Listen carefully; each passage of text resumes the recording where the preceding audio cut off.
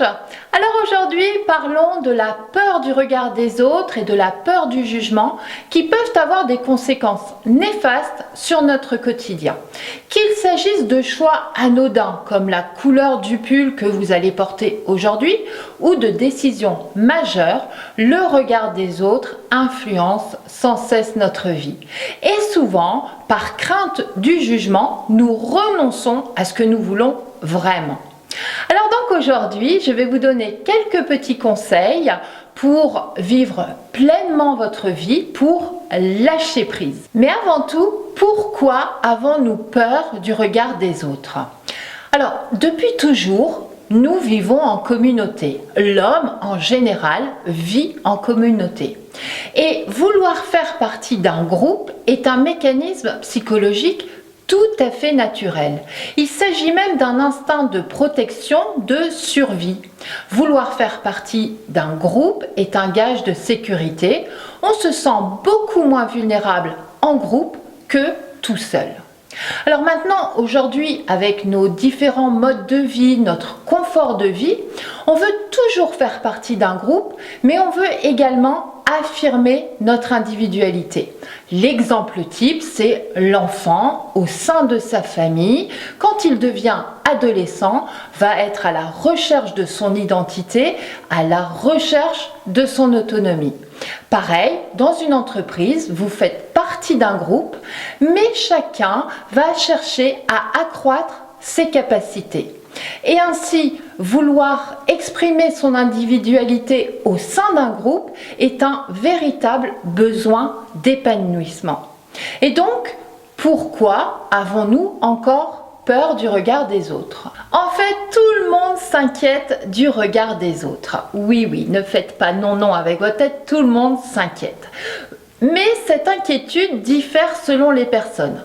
Pour certains, vous allez juste vous inquiéter de ce que va dire votre famille, de ce que vont dire vos amis, puis au final, vous allez passer outre. Pour d'autres, cette inquiétude va véritablement se transformer en peur et envahir votre vie. Alors pourquoi ? Tout simplement parce que vous n'avez pas confiance en vous, parce que vous vous sous-estimez, mais surtout c'est parce que vous recherchez toujours l'amour et la reconnaissance de votre entourage. Alors le mot scientifique de cette peur du regard des autres est la blémophobie, mais ce mot est à nuancer car il ne concerne que la peur du regard des autres sur son corps, sur sa beauté, sur son apparence physique. Alors, rassurez-vous, il est tout à fait possible de travailler sur cette crainte pour réussir à s'affirmer. L'un des problèmes majeurs quand on a peur du regard des autres, c'est de focaliser principalement son attention sur soi-même lors d'interactions sociales. Autrement dit, quand vous dialoguez avec quelqu'un, vous êtes plus en train de penser à ce que pense l'autre de vous qu'à ce qu'il dit vraiment. Et très souvent, vous allez projeter sur votre interlocuteur le fruit de vos propres incertitudes. C'est-à-dire que vous imaginez qu'il n'a que des pensées négatives à votre sujet.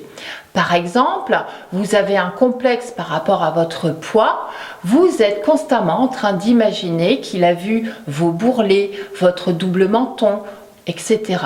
Et vous allez même interpréter chaque propos en fonction de votre complexe. Chaque phrase prononcée validera en fait votre prétendu complexe.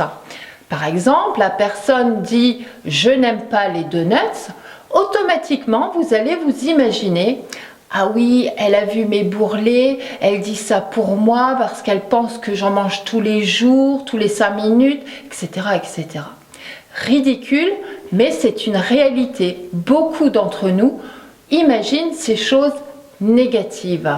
Donc le premier travail à faire, c'est de chasser ces pensées négatives en vous concentrant sur ce que dit votre interlocuteur.